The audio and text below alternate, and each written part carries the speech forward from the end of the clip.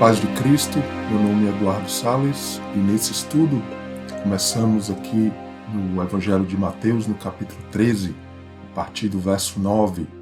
É um estudo sobre parábolas. A gente vai nesse texto aqui, Mateus 13, no verso 9. Quem tem ouvidos para ouvir, ouça. Acercando-se dele, os discípulos disseram-lhe: Por que lhe falas por parábolas? Porque a vós é dado conhecer os mistérios do reino dos céus, mas a eles não lhe é dado. Por isso lhe falo por parábolas, porque eles vendo não veem, ouvindo não ouvem, nem compreendem. E neles se cumpre a profecia de Isaías que diz: Ouvindo ouvireis, mas não compreendereis, e vendo vereis, mas não percebereis. Porque o coração desse povo está endurecido, ouviu de mau grado com seus ouvidos, fechou os olhos, para que não vejam com os olhos e ouçam com os ouvidos, e compreendam com o coração, e se convertam e eu os cure. Mas bem-aventurados os vossos olhos, porque veem, os vossos ouvidos, porque ouvem. A gente pula lá para o verso 35 de Mateus 13, para que se cumprisse o que fora dito pelo profeta que disse: Abrirei em parábolas a minha boca, publicarei coisas ocultas desde a fundação do mundo. E nos perguntamos por que Jesus falou em parábolas. Isso tudo a gente vai ver que tem um tema por trás disso ligado à idolatria, porque o que tem olho mas não vê, o que tem ouvido mas não ouve. A gente vai ver na sequência que o tema é sobre idolatria. Interessante que os próprios discípulos de Jesus, como a gente vê no contexto de Mateus 13, eles também não entenderam inicialmente o que Jesus falou. Mateus 13 fala de várias parábolas, inclusive ao final do capítulo 13, mais para o meio do capítulo 13, a gente vai ver que os discípulos se achegam a Jesus, aos pés de Jesus, e ali Jesus vai explicar as parábolas. Mesmo os discípulos entraram nessa situação de ver com os olhos, mas não entender, ouvir, mas não compreender.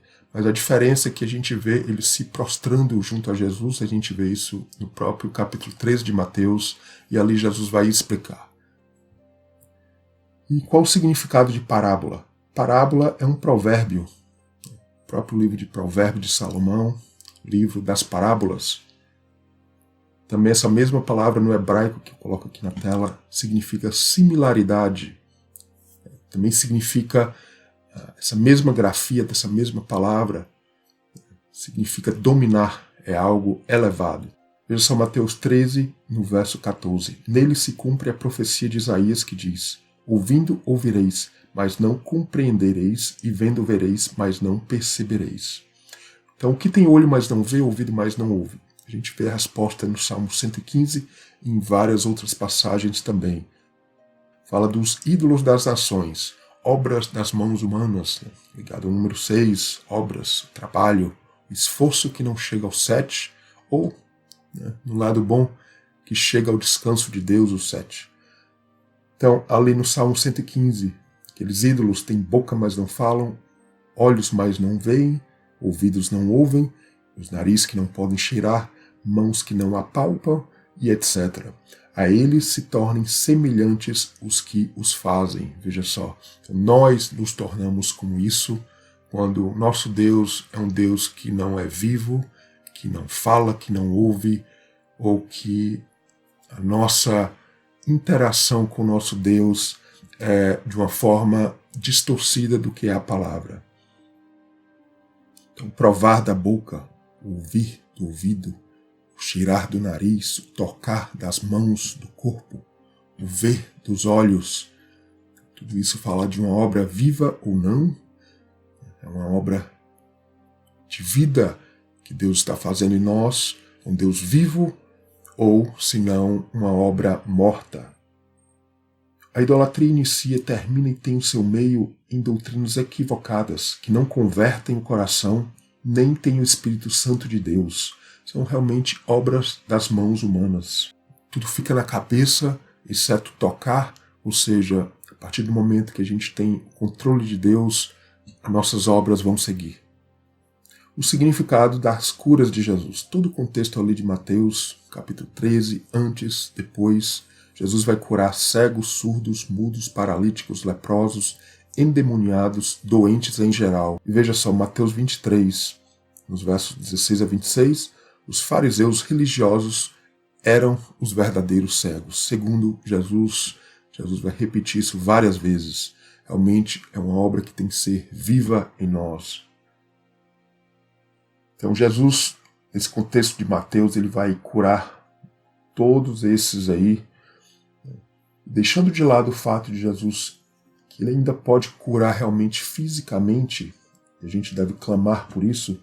Vemos que fica claro que a parte espiritual mostra que quando estamos no engano, quando não enxergamos a verdade da palavra de Deus, vamos estar como um ídolo de pau, de pedra, ou de ouro até, onde na verdade é a imagem de um Deus que não fala e não se expressa na sua plenitude para nós. E aí vai ser inevitável que doutrinas estranhas se tornem comuns, tradição. Daí vem a famosa tradição religiosa que bloqueia o agir pleno de Cristo em nós. Precisamos de sua cura para enxergarmos e ouvirmos as verdades do reino de Deus. E se não entendermos a palavra viva, estamos em obra de idolatria. Uma coisa muitas vezes falta é se libertar de tradições religiosas, costumes, doutrinas equivocadas. A gente vai para o próximo slide. Então Jesus ele é mau. Marcos 4, versos 11 e 12. Mas aos que estão de fora todas essas coisas se dizem por parábolas, para que vendo vejam não percebam, ouvindo ouçam e não entendam, para que não se convertam e lhes sejam perdoados os pecados. Então, Jesus é mau, não quer que ninguém se converta. Isso vem de Isaías 6. Veja só o contexto que se liga a Isaías 6. Os versos 9, 10 e 11. Diz a este povo, ouvis de fato, não entendeis, e vedes, mas não percebeis. Engorda o coração deste povo, ali o profeta, dito ao profeta por Deus, faz-lhe pesados os ouvidos, fecha-lhe os olhos, para que ele não veja com seus olhos, não ouça com seus ouvidos, nem entenda com seu coração, nem se converta e seja sarado. E aí Isaías pergunta, até quando, Senhor? Respondeu, até que sejam desoladas as cidades. Veja só, Jesus não é mau. Por que ele fez aquilo? Por que Deus fez aquilo e ainda faz? O plano de salvação de Deus envolve pregar o evangelho do reino do Criador para toda a terra. O cativeiro de Israel ali nos tempos de Isaías, estava o início ali, foi inclusive para o bem da obra de Deus de uma forma. Se a gente olhar por uma forma, o livro de Romanos inclusive fala sobre isso. O bem da humanidade inclusive. Deus vai jogar os infiéis idólatras de Israel dos tempos de Isaías no inferno, nesse inferno literal de fogo. Na verdade não é isso. Os planos de Deus são muito maiores do que a nossa cabeça e mesmo que a religião possa imaginar. Veja só, a gente vai falar um pouquinho sobre isso, que é o contexto também do livro de Romanos. E esse é o plano de Deus, do Criador. O cativeiro do povo de Deus, ali nos tempos de Isaías, nos tempos de Jesus também, veio para a salvação dos gentios. Então, o contexto de Isaías, idolatria do povo de Deus, são levados em cativeiro longe da terra. Os gentios, daí, vai iniciar a promessa, não só daí, mas até antes, mas essa promessa vai ficando mais visível de um evangelho para as nações, porque os gentios vão se misturar com Israel, viria Jesus depois, muitas promessas também em Isaías de retorno do povo de Deus, novo céu, nova terra, a gente vê no Apocalipse. Então, realmente tudo isso fala do plano de salvação de Deus. Se a queda do Israel pela carne foi para a riqueza do mundo e dos gentios, imagine o que vai acontecer quando eles chegarem à sua plenitude, ou seja, entender os caminhos do Criador, se voltarem para Jesus e a verdade do Evangelho de Cristo, que é a união do Antigo e Novo Testamento, se tornar ali lugar comum. Então veja só em Romanos, no capítulo 11, versos 11 e 12. Pela sua queda, veja só, a queda de Israel, veio a salvação aos gentios, para os insultar à emulação. Se a sua queda é a riqueza do mundo, a sua diminuição é a riqueza dos gentios, quanto mais a sua plenitude. Então, veja só, Jesus não é mau, é o plano de salvação que leva a isso. Veja só, não aconteceu só uma vez, E desde a história de Jacó lá atrás, a gente vai ver um pouquinho sobre isso. Passa por Israel nos tempos de Isaías, passa pelo Israel, Judá, judeus ali no tempo de Jesus, e continua Deus escolhendo um remanescente. Então ainda vai chegar a hora onde o reino de Deus vai se espalhar por toda a terra. As palavras de Paulo, veja só, tinham vida. Os profetas da Bíblia tinham vida. Paulo traz vida à história de Jacó e Israel para nos mostrar como é de fato ser parte do povo de Deus, ser parte da família de Deus, ter esse nome Israel, não pela genealogia física, mas através de Cristo do coração. Paulo traz vida à história do povo de Israel, especificamente dos tempos de Isaías, através da rejeição do cativeiro de Israel. O povo de Deus foi espalhado no mundo. Como alguém que semeia, Deus semeou e agora está colhendo em nós estes frutos. Romanos 11:33. Ó profundidade das riquezas, tanto da sabedoria como da ciência de Deus. Quão insondáveis os seus juízos, inescrutáveis os seus caminhos, porque quem compreendeu a mente do Senhor? Ou quem foi o seu conselheiro? No verso 36 de Romanos 11. Porque dele, por ele, para ele são todas as coisas. Veja só, os planos de Deus são bem maiores que o nosso. Então essa salvação grandiosa ali, que se liga ao livro de Isaías, o próprio nome Isaías, né? Deus, Yahweh, Salvador, a salvação que vem dele, todo joelho se dobrará a mim, toda língua confessará a Deus. Romanos 14:11, Isaías 45:23, Filipenses 2:10, 11. Isaías é mencionado por nome 5 vezes em Romanos, nos capítulos 9, 10 e 15. Romanos, esse livro, como os gentios entraram ou entram para a árvore genealógica de Abraão. Ou seja, somos Israel por Cristo, pela conversão por Jesus. O cativeiro de Israel espalha esse evangelho para o mundo. Isaías 55, os pensamentos e caminhos de Deus são bem mais altos que os nossos. Como eu li Romanos 11, as riquezas, a sabedoria de Deus, esse evangelho que se espalhou. Quem foi o conselheiro de Deus? Foi a religião? Com certeza não. A religião fala de jogar pessoas no inferno de fogo. A palavra de Deus já fala tipologicamente, e é aí que a gente tem que ter ouvido para ouvir, olho para enxergar, que realmente tudo isso fala do fogo, que coloca o crente na conversão verdadeira, eliminando o que não é do reino. O reino de Deus está disponível para se expandir em nossas vidas. Cristo em nós, a esperança da glória, Deus em nós, este tabernáculo. A glória de Deus cobrirá este mundo assim como as águas cobrem o mar, ou seja, completamente, todo joelho se dobrará. Será que foi a religião que aconselhou Deus? Difícil, pois esta em sua maior parte continua alheia aos planos do Criador. O cristianismo em sua grande parte fala de um inferno literal, já o judaísmo fala em um reino vindouro, mas tem a visão incompleta, pois não tem Cristo. As outras religiões a gente não precisa nem mencionar. O mundo então está completamente alheio aos planos do Criador e infelizmente tem influenciado a igreja. Tudo isso fala de vida em abundância, ter olhos, ouvidos, nariz, etc. A vida em abundância é a cura de Jesus que vem para nos trazer isso. E a lei, veja só, Levítico 19 e outras passagens, ela protegia o surdo e o cego.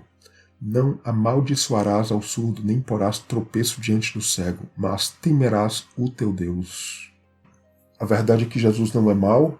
Ainda vai chegar a hora onde o reino de Deus vai se espalhar por toda a terra. Se a gente entender que a gente é realmente de fato, mesmo após conhecer o Evangelho, somos surdos, cegos, precisamos estar ali aos pés de Jesus, voltando ao contexto de Mateus 13, quando os discípulos fizeram isso, e assim é todos os dias, toda hora. O objetivo do Criador não é jogar pessoas no inferno, literal, eterno, como a religião dos nossos dias ensina, mas trazer a todos o conhecimento real dele, por enquanto e ainda apenas um remanescente que ouve a sua voz. Então todo esse contexto fala de vida, do Espírito Santo. João no capítulo 9, versos 39 a 41. Jesus dizendo: eu vim a este mundo para juízo, para os que não veem, vejam, e os que veem sejam cegos. Os fariseus perguntaram ali: somos cegos? Jesus falou: se fosseis cegos, não teríeis pecado.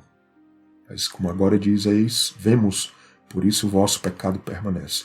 Então a gente tem que estar conhecendo a lei, a gente realmente, como fala em Levítico, e a gente tem que pegar isso profeticamente, a gente é realmente um cego e um surdo, a gente precisa de Jesus constantemente para entender as verdades de Deus. Não ser como a religião que já sabe todas as coisas, já tem suas doutrinas, não vai sair dela, e realmente o julgamento de Deus vem e vem forte, e é o contexto de Isaías, a luz da verdade em Isaías. Isaías fala de salvação, o próprio nome Isaías, Jesus, o verdadeiro carpinteiro moldando o Cristo. Veja só o contexto de Isaías do início ao final. No capítulo 1 a gente vai ver: ouve céu, ouvi o céu, dai ouvidos terra.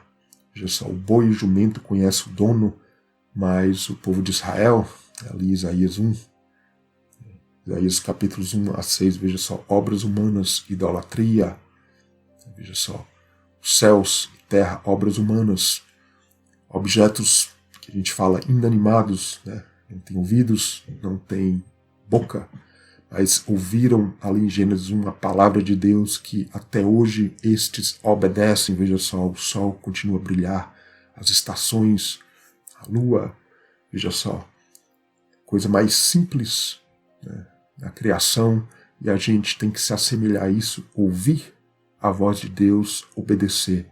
Veja só, os céus, a terra ouviram, até o boi e o jumento são inclusive melhor que nós, o povo de Deus, que não se apega a ele.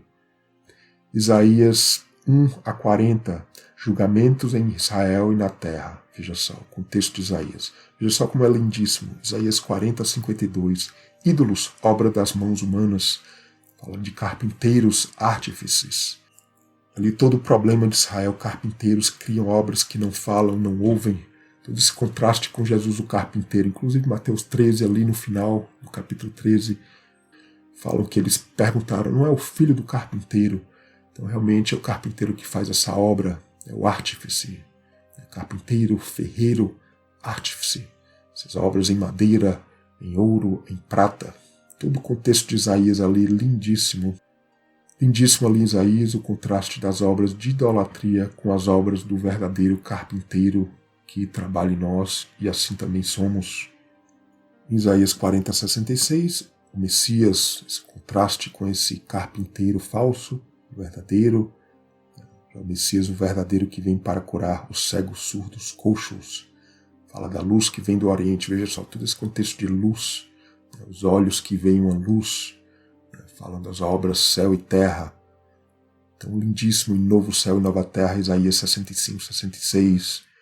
Nova criatura. Veja só o contexto no Evangelho do Novo Testamento. Fala de uma nova criatura em 2 Coríntios. Obra das mãos de Deus prevalecerão na terra e no céu. Muito mais que céu e terra literais, que é bem verdade isso, mas realmente novas criaturas nesse mundo, e já pode começar de agora em nós. Então, os carpinteiros artífices ali em Isaías 40, principalmente ali 40 a 52, trabalhavam com madeira para fazer a obra das suas mãos, talhavam a madeira. Ali tem detalhes, falavam sobre isso. Ali tem detalhes Isaías que falam sobre isso. Esses capítulos todos fundiam ferro, cobre, ouro, veja só, com fogo inclusive, esses elementos, ferro, cobre, ouro, prata para fazer os seus ídolos. O fogo fundia. Da mesma forma, olho por olho, dente por dente, se a gente faz isso com a obra de Deus, idolatria, Deus vem com o seu fogo também e traz o julgamento sobre nós. Verdadeiro carpinteiro, a gente vê em Isaías 53, aquele que traz a cura. Olha só, o contexto lindo de Isaías 53, se a gente pegar o contexto.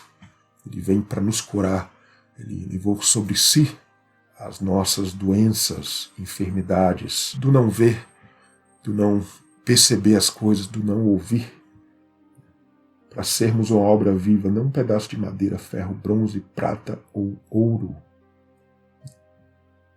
E é esse contexto de 2 Coríntios, no capítulo 5, no verso 17, se alguém está em Cristo, nova criatura é, as coisas velhas passaram, veja só, um novo céu, nova terra, como Paulo aplica no Novo Testamento. Tudo se fez novo, primeiro em nós.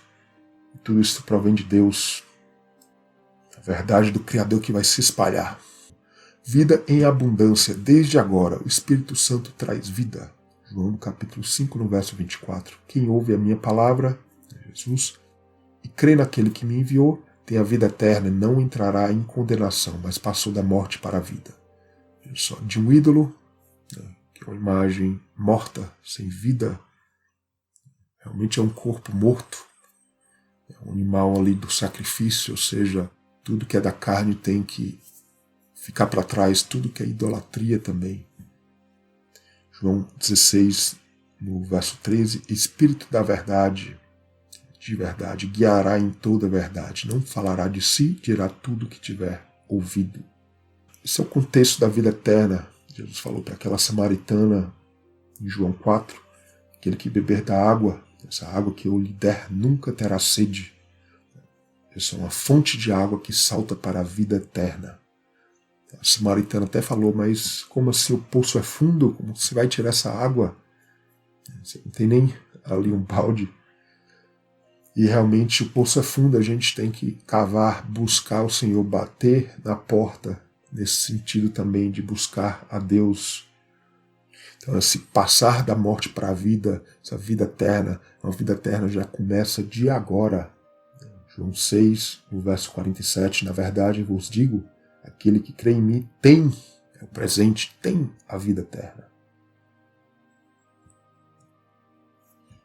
E coisas que acontecem no meio religioso que nos deixam boquiabertos, né? Eu já passei por isso, de ficar boquiaberto com coisas que eu ouvi. Olhos, ouvidos e boca que não mexem. Mateus 13, no verso 9, quem tem ouvidos para ouvir, ouça. Veja só, aparece 7 vezes também no Apocalipse 2 e 3, nas 7 igrejas ali, para cada uma delas. Veja só, o contexto do Apocalipse continua dizendo, ouça o quê? O que o Espírito diz, ou seja, o que a vida diz, o que a profecia diz. Se a gente não entender isso, a gente vai ficar aí com o olho aberto, mas não vê, e o ouvido que não ouve. No Êxodo, no capítulo 2, nos versos 24 a 25, a gente vê que são essas as características de Deus, um Deus vivo, que ouviu, Deus ouviu o gemido do povo, lembrou-se da aliança com Abraão, Isaac e Jacó, então viu os olhos de Deus e atentou para a sua condição, a condição de Israel, e ali trouxe salvação. Mateus 13, nos versos 54 e 55, no finalzinho ali, o povo diziam, de onde veio a este a sabedoria e estas maravilhas? Não é este o filho do carpinteiro? Não se chama sua mãe Maria? Esse é o verdadeiro carpinteiro que faz a obra em nós. Então, algumas experiências que eu falo, que a gente vê até no meio evangélico, que me deixa realmente com olhos que paralisam, ouvidos também, boca que não se mexem, né, que nos impressionam negativamente. É uma coisa que eu tenho ouvido bastante, a questão de todo o joelho se dobra e aí Deus vai jogar no fogo eterno do inferno. Veja só, a questão de dobrar os joelhos fala de conversão. Não é se dobrar, Senhor, agora eu vejo que és real, e aí Deus pega e joga no fogo do inferno. Veja só, fizemos estudos detalhados do Apocalipse que inclusive mostram que o julgamento é de acordo com as obras, veja só. Por toda a Bíblia a gente vê isso. Outros estudos no canal falam sobre esses detalhes. Outra experiência, um irmão chegou para mim dizendo que João, muitos dizem que João ainda está lá em Jerusalém, porque Jesus falava ali que ele não iria morrer antes do reino chegar. A gente vê isso em João 21. Mas veja só, Jesus também falou que todos que acreditarem nele não morreriam. João 11, 25, disse de Jesus, eu sou a ressurreição, a vida, quem crê em mim, ainda que esteja morto, viverá. Todo aquele que vive e crê em mim nunca morrerá. Crês tu isto? Veja só, nunca morrerá. Jesus está falando de uma forma profeticamente, na verdade, não é literal. Veja só. E aí que a gente fica com os ouvidos que não conseguem ouvir e entender Por quê? Porque a gente está literalizando as coisas. E é um dos grandes problemas também, literalizar a palavra de Deus quando a Bíblia é um livro espiritual, que deve atingir o nosso coração. Tive também uma experiência com alguém até que entrou aqui postando mensagem no canal, falando, né, sobre o livro de Daniel, falou que fazia exegese bíblica, análise bíblica, etc. Mostrou ali todas as suas ferramentas como um expert. Fiquei só na minha mesmo. Falou que a tipologia do livro do Apocalipse, usando bestas, animais, etc., era só algo, porque ali João queria que o Império Romano não entendesse os escritos de João. Veja só. Na verdade, será que isso faz sentido? Desde o Gênesis, a Bíblia vai aparecendo profeticamente, tipologicamente, mostrando que é um animal, que é uma besta.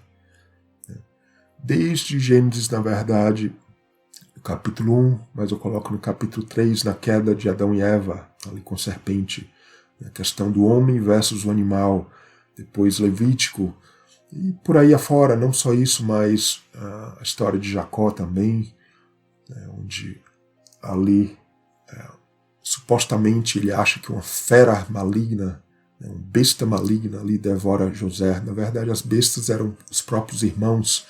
Na verdade, a besta mesmo eram os próprios irmãos que levaram José ali para o Egito. Egito, uma nação, que depois, tipologicamente, as bestas são as nações. Veja só, tudo isso tipologia bíblica. No final das contas, essa pessoa, esse homem, ele nem sequer acredita mais no Evangelho, no Novo Testamento. Ficou no vácuo do Antigo Testamento e eu diria que nem sequer conheceu a profundidade do Novo Testamento, o que é o verdadeiro Pentecoste, o modelo lá do Monte Sinai, as leis do nosso coração. E tudo isso que vem, que liga o Antigo Testamento e o Novo. A pessoa fica no vácuo realmente. Infelizmente, às vezes, veja só, por tanta sabedoria humana, e conhecimento humano, a gente vai já falar sobre isso em seguida para terminar. Besta é muito mais do que o Egito e os impérios que assolaram o povo de Deus e assolam ainda por tipologia. Mas o povo de Deus, quando aceita as características mundanas que entram para dentro da igreja, isso está o Egito, Babilônia, Império Romano, etc. A igreja evangélica, inclusive, está cheio disso. Nós temos que ser a luz, que abre os olhos verdadeiramente para que o reino de Deus possa se espalhar e a gente cumprir a profecia de Isaías. Estou falando até de liderança da igreja também, pessoas que estão no evangelho por muitos anos, supostamente os sábios da religião. Jesus, por exemplo, falou para a samaritana que ela nunca mais iria sentir sede. Você vai pegar isso literal. Na verdade, a Bíblia, queira ou não, a Bíblia é uma grande parábola. Se a gente entender as histórias da Bíblia profeticamente, realmente a gente vê a profundidade disso. Outra experiência com uma pessoa que era ateu, inclusive, que eu não sabia inicialmente, postando mensagens, falando que não acreditava na criação. Veja só, a criação ali em Gênesis, a coisa mais simples da criação é entender que Deus falou e o céu e a terra obedeceram. Isso. E daí a gente vem para o livro de Isaías, para tudo isso, a terra de Israel. Na verdade, o céu já é desde agora, entrar no Santo dos Santos. Todo esse contexto de Isaías, também novo céu, nova terra, um povo assolado, a terra sendo invadida. Veja só, a terra, na verdade, essa herança que é Cristo em nós. O homem feito do barro, veja só. Quando Deus sopra o Espírito ali, no homem, em Gênesis 2, ele se torna uma alma vivente, viva. Ou seja, o homem sem o Espírito de Deus, ele é apenas um boneco, é como uma imagem de idolatria. Infelizmente, todas essas pessoas acabam se tornando isto, todos nós, inclusive, se a gente não estiver ali sempre, constantemente aos pés de Cristo. E a gente termina com essa questão da sabedoria versus a loucura. Sabedoria de Deus versus a sabedoria humana. Uma das coisas que a gente vê na palavra é que o Espírito Santo se revela pela sabedoria. Uma sabedoria que não é humana, é uma sabedoria que é realmente divina, vem do céu. Isso ali na construção do tabernáculo, Êxodo 31 a 37. Isso a gente vê os sábios ali na construção do tabernáculo, Êxodo 31 a 37. Provérbios, veja só a sabedoria de Salomão, aquele que ali foi o construtor do templo, veja só. Em 1 Coríntios 1, lindíssimo a partir do verso 19. Destruirei a sabedoria dos sábios, aniquilarei a inteligência dos inteligentes. Onde está o sábio, o escriba, o inquiridor deste século? Porventura não tornou Deus louca a sabedoria deste mundo? Porque a loucura de Deus é mais sábia do que os homens, a fraqueza de Deus mais forte que os homens. Veja só, a nossa vocação, não ser sábio segundo a carne, nem poderoso, nem muitos nobres que são chamados, mas Deus escolheu as coisas loucas deste mundo para confundir as sábias, escolheu as fracas deste mundo para confundir as fortes. Deus escolheu as coisas vis deste mundo, as desprezíveis e as que não são, para aniquilar as que são, para que nenhuma carne se glorie perante Ele. Então veja só, Coríntios fala justamente isso, e é como Paulo vai ensinar ali aquela igreja. O livro de Romanos também inicia dessa forma. Por quê? Porque a sabedoria, onde é uma obra do coração, não apenas dons espirituais externos, que vão mostrar que uma pessoa tem ali proximidade com o Criador. Na verdade, é uma obra que tem que atingir o coração. Todo o contexto do livro de Coríntios, Romanos também, usar a palavra de Deus como algo profético que tem vida. Paulo tinha muita vida em tudo que ele escrevia, porque ele olhava para o Antigo Testamento, aplicava para o Novo, ele via a profecia se cumprindo. Esse todo o contexto também do livro de Isaías, que via a história de Jacó e Israel acontecendo ali nos tempos de Isaías, agora não com uma pessoa, o Jacó, o Israel, mas com a nação de Israel. Então essa sabedoria em Cristo, para construir uma obra verdadeira em espírito em nós mesmos. Sabedoria que nos faz entender as parábolas da Bíblia, a palavra de Deus, que nos deixa realmente com ouvidos que ouvem. Então, por que Salomão foi sábio? Os livros de Provérbios, Cântico dos Cânticos, Eclesiastes, são realmente lindíssimos quando a gente aplica, são todo o contexto bíblico, profundo inclusive, que se a gente aplicar apenas literalmente, a gente vai perder muito. É claro que a parte literal se aplica.